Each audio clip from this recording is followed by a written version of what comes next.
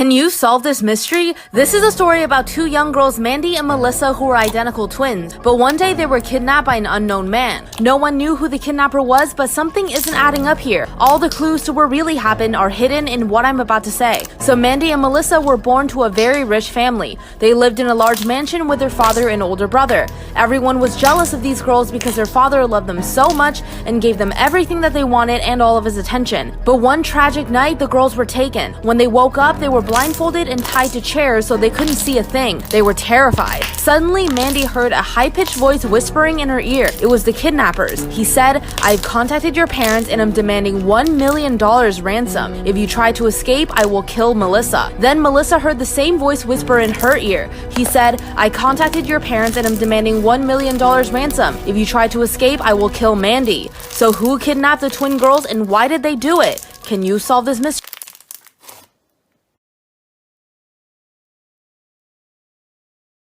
My fiancé and I are high school sweethearts, and we've been together for about 12 years. We were engaged for around 3 when he passed away due to an accident in the beginning of 2020. A few weeks ago, his brother came to visit me, and he's planning to propose to his girlfriend. He asked me if he could have the family's engagement ring. The ring my fiancé gave me is a family ring which has been in the family for generations. I have been wearing this ring for almost 3 years, and it's a symbol of our relationship. I don't feel ready to give it up. When I told him this, he got upset and said it's a family ring and it belongs to him now that his brother is dead. I told him to get out. I called his mom to let her know why I wanted to keep the ring. She told me she wouldn't have minded if I had been married to him, but I wasn't, so I'm not part of the family, and therefore I should return the ring. She said I'll move on one day, and it's unfair to hold on to a ring that I will never wear again, especially a ring that belongs to her family for generations.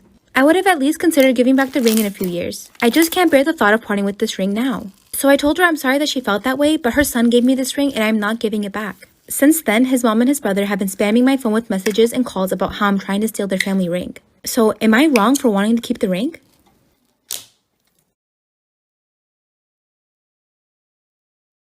When you go to sleep tonight, don't do what she did. Once there was a young woman named Alicia who moved into a very old house with her parents, but she could have never expected the horrifying things that this would lead to. After living in this house for a few weeks, things started becoming strange. Alicia noticed she was becoming weaker and feeling sick. Pretty soon, she couldn't leave her bed and would sleep for most of the day. The doctors came to examine her, and everyone wanted to find out what this mysterious sickness was, but no one had any answers. Until one day, Alicia passed away while sleeping. Then, after her funeral, her mother came home and with a broken heart began cleaning her room. That's when she noticed something strange about Alicia's pillow. There were 2 small red stains. She picked it up and realized the pillow was unusually heavy, so she called her husband to go look at it with her. Then Alicia's mother felt something inside the pillow move. Her father opened the pillow and took all the feathers out. There they saw something crawl out. It was a monstrous black spider. Night after night, as Alicia lay in bed, this huge spider had been slowly drinking all her blood through her pillow.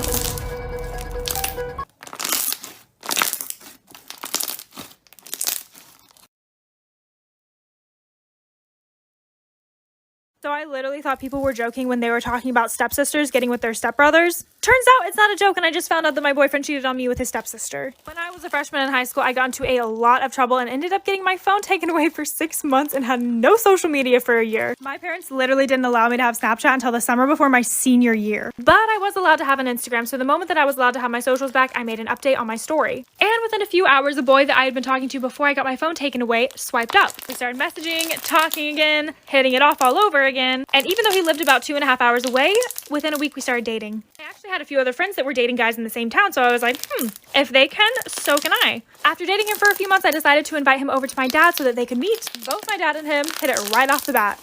Chef's kiss. Also, we can call this guy Darren. I noticed that he was super weird with his phone and he would put it in his pocket anytime I was near. I asked him what that was about and he was like, well, I just don't want to be on my phone. It seems rude. It seemed like a logical response, so I brushed it off. But the next day, a girl messaged me saying that she was dating Darren.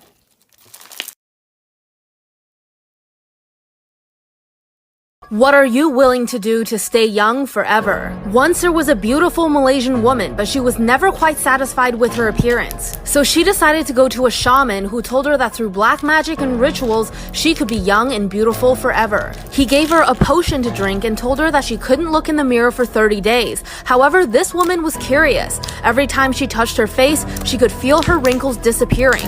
Everyone she met told her that she looked great. So on the 29th day, her curiosity was too much, so she took a glimpse of herself in the mirror. The mirror instantly cracked, and so did her face. She turned into a horrible monster, all because of her curiosity. So she went back to the shaman, hoping that he could help her reverse this terrible mistake. But he said that she can only reverse her looks if she drank the blood of the young. And if she didn't do that, then she would have to live as a monster for the rest of her life. Legend says that she's still out there somewhere, roaming around looking for her next target, all so that she can be young and beautiful again.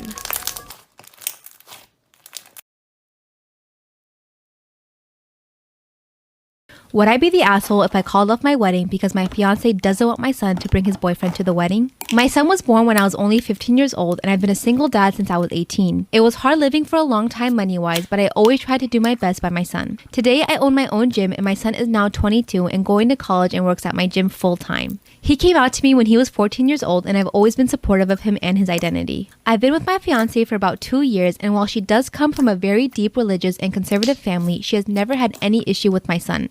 At least nothing she has ever expressed to me. My son has been dating his boyfriend since he was 18, and I've gotten to know him very well. However, my fiance told me recently that she does not want my son's boyfriend to come to the wedding, nor does she want her parents to even get a hint that my son is gay. That if they found out, they would have a complete fit. This really bothered me because I refused to ask my son to go back in the closet. What is going to happen in the future? What's going to happen when my son gets married himself? Will they want him and his husband barred from other family events? He's my son and will be the best man, and it will be unfair to deny him a +1 because her family. When my grandma passed away, she left each of her grandkids money to put them through college debt-free. But this fund stayed in our parents' names until we turned 18. My sister got pregnant her sophomore year of high school. She was panicking about college. The baby daddy left, and she hasn't tried to find him to get child support. All of that stress caused a hard, complicated pregnancy, but both are okay. She graduated this last December with about $2,000 in debt. I figured she used all the money grandma left for her pregnancy and had to take out a loan. I got accepted to my dream college, but my mom was insistent that I stay local to save money. I told her grandma left me more than enough, but that's when she told me. They used all the money that was supposed to go to me to take care of my sister and her kid and her expensive pregnancy. I broke down and just lost it crying. I was shouting how they screwed me over for the kid that fucked up. My sister got upset and asked me if I'd rather have had her live on the street unable to raise her child so I can go to college and have a good life. I said yes, it's not fair that she fucked up, got drunk, and slept with so many guys she doesn't know who the baby daddy is. But I'm the one who has to be punished for it. The argument got too heated, so I left. Did I go too far? I feel screwed over because I'm being punished despite being the one that followed the rules. Part 2 about how my boyfriend's best friend tried to ruin our relationship. So like I said, I started to connect the dots after that. And then I realized that she was talking about my boyfriend. We're just gonna call him Josh. So as he's telling me this, I immediately get a FaceTime call from her. So I answer the phone, and she says, well, I think I should just confront the situation now. So the first thing that she says is, you knew I liked Josh. Like, how could you do this to me? I had a poster board and everything. So I'm just like, well, why didn't you tell me that you liked him? And she goes, what the fuck do you mean? Like, you knew. But I was sitting there thinking about the fact that they were best friends for 5 years and nothing ever happened, so it's really not my fault. And then this girl has the nerve to say, I'm pretty sure if you just break up with him now, me and you can get past this and still be friends. So I said no. So then I called my boyfriend, told him that we talked it out, and I didn't even tell him about what she said or anything like that, because I just wanted the situation to be over and done with. So a few weeks after that, she decided to get her brother involved. Her brother and Josh were best friends, by the way. Well, then her brother told Josh that him and I had been hooking up like for part 3.